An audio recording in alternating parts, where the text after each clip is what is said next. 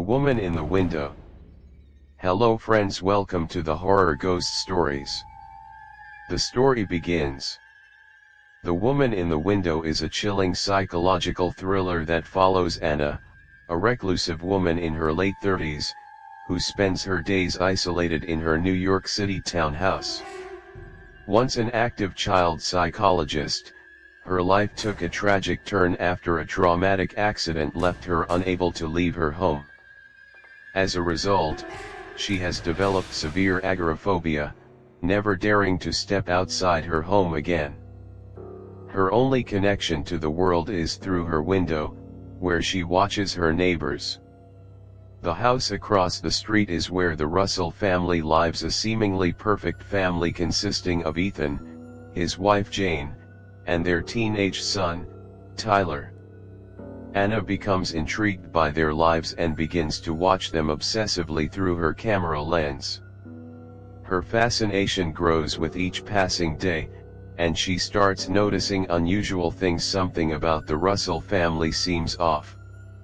One rainy evening, Anna observes a violent altercation between Ethan and Jane, sparking her concern.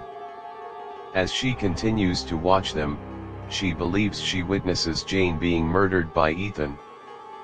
Panicked and unable to leave her house, Anna calls the police.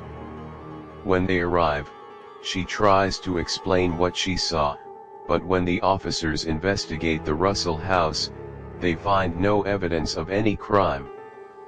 The family insists everything is fine, and there's no sign of Jane's supposed murder. Anna's credibility is questioned, as she is known for her mental instability and her tendency to fabricate stories. Feeling desperate, Anna begins to spiral into doubt about her own perception of reality. She starts questioning whether she truly saw the murder or if it was a product of her mind, warped by the isolation and her addiction to alcohol and prescription drugs. Her panic attacks become more frequent, and she spends sleepless nights replaying the events in her mind, trying to piece together what really happened. As days pass, Anna becomes increasingly paranoid, and the line between what is real and what is imagined blurs. She starts to believe that someone is watching her, following her every move. Her only source of support comes from her therapist, Dr. Fielding, who tries to help her sort through her emotions and trauma. But even Dr. Fielding's advice begins to feel like manipulation, and Anna questions whether her doctor is hiding something from her. To make matters worse, Anna's past is brought up when her ex-husband, Edward, reaches out to her, urging her to confront her demons. Their strained conversation stirs up old memories of the accident that caused her to shut herself away from the world. Anna's grip on reality begins to slip further when she finds evidence that Jane Russell might still be alive. But when Anna attempts to confront Ethan about the murder, he denies everything, and soon, she realizes that she's being gaslight manipulated into doubting her own mind. As Anna's paranoia intensifies, she uncovers a shocking twist: the woman she thought was Jane is not who she thought she was at all. In an emotionally charged climax, Anna discovers the terrifying truth behind the Russell family's facade and learns that the line between victim and perpetrator is far more complicated than she ever imagined. The final revelation leaves her questioning not only the events she witnessed but her entire understanding of herself and the world around her. The Woman in the Window concludes with Anna facing the consequences of her obsession with the Russell family and the dark truths she uncovered about herself, her past, and the people she thought she knew. The story forces the audience to confront the fragility of the mind and how easily it can be manipulated, both by others and by our own fears. Anna's descent into madness becomes even more pronounced as the days go by. The isolation that had once been her refuge now feels like a prison, trapping her in a relentless cycle of fear and self-doubt. Her home, once a sanctuary from the outside world, becomes a place where she can no longer escape her thoughts. The window, which once gave her a sense of connection to the world outside, now feels like a barrier, both a literal and metaphorical division between her and reality. Her obsession with the Russell family deepens. She becomes convinced that the strange happenings she witnessed across the street are part of a larger, more sinister plot. The moments when she caught glimpses of Ethan and Jane's interactions now replay in her mind with disturbing clarity. Ethan's harsh demeanor toward Jane, his cold indifference to her apparent distress, and the eerie silence that followed every confrontation make Anna question everything she thought she knew about the family. Could she have missed something? Could she have misunderstood what was happening in the house? The paranoia continues to grow. At night, Anna's sense of dread reaches fever pitch.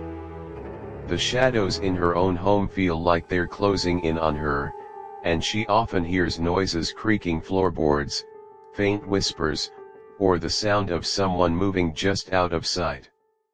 She checks the locks on the doors, stares at the empty hallway, and wonders if someone is silently watching her, waiting for the right moment to strike. But whenever she gathers the courage to check, there's nothing there, only the emptiness of her home. The strain of living in constant fear begins to take a toll on her health. The pills she relies on to numb her anxiety no longer provide the relief they once did. Her hands shake as she tries to steady her mind, but her addiction to the medication deepens, and the line between what is real and what is induced by the pills blurs even further. She drinks more, unable to sleep or focus. Her body and mind become fragile, and the house feels more like a maze than a home. Her therapist, Dr. Fielding, who she calls regularly, seems to be growing more distant, his advice often sounding more like a series of platitudes than actual help. In one particularly harrowing moment, Anna's house feels alive with unease. She wakes up to a loud noise in the middle of the night, only to find that it's nothing, just the sound of her own pulse in her ears, her panic escalating. She becomes convinced that someone has been in her house while she was asleep. Fearing for her safety, she sets up cameras around her home to monitor every corner, hoping that this will help her keep track of any intruders. But instead of finding evidence of an intruder, the footage reveals strange inconsistencies: an object that wasn't in the frame earlier, a door that opens by itself, a shadow moving across the floor. The footage feels almost like a confirmation of her worst fears: someone or something is in her house, but when she shows the footage to the police, they dismiss it as a result of her medications, attributing the oddities to her state of mind. One day, she receives an unexpected visit from her neighbor, David, who lives in the apartment below her. He seems concerned about her well-being and asks if she's been feeling all right. His kind gesture only serves to make her more paranoid, as Anna begins to suspect that David might be involved in some kind of conspiracy against her. She pushes him away, retreating further into her isolation. Despite her mounting anxiety and the increasing sense that something is terribly wrong, Anna cannot let go of the idea that Jane was murdered. She starts digging into the family's history, searching for any sign of a connection to violence or crime.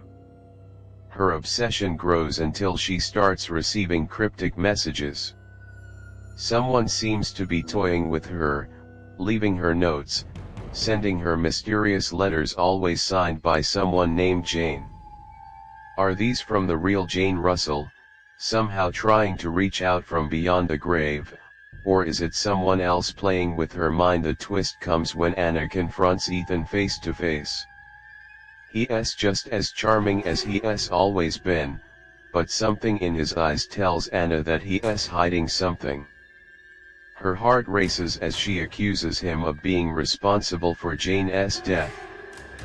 But then Ethan reveals a truth that shatters her already fragile reality: the woman she thought was Jane Russell was never Jane at all. The real Jane had disappeared years earlier, and the woman in the house was a new tenant, a woman who had no connection to the Russell family whatsoever.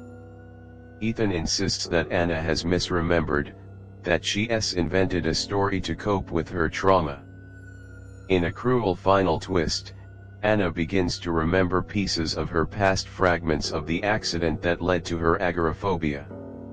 She recalls the horrific details of a family she once had, a family she had forgotten due to the trauma of the accident. She had been married before, and she had a daughter, but the memories are fragmented, and it's unclear what really happened. Was it an accident, or was there more to the story? Could she have been responsible for her own family's tragedy, and is that why she created a new identity for herself, one where she is the observer, the outsider, forever looking in from the window? The story ends on an unsettling note, with Anna standing at the window once again, looking out at the world that feels more distant than ever. She's left alone with her thoughts, the truth of what happened in the past still just out of reach. Her perception of reality has been shattered, and as the camera zooms out from her window, the audience is left to question whether Anna will ever find peace or if she will remain forever trapped in her own mind, haunted by the ghosts of her past and the things she can never truly know. The final scene is an eerie silence, leaving the audience to ponder the darkness that can lurk within the human mind. The end.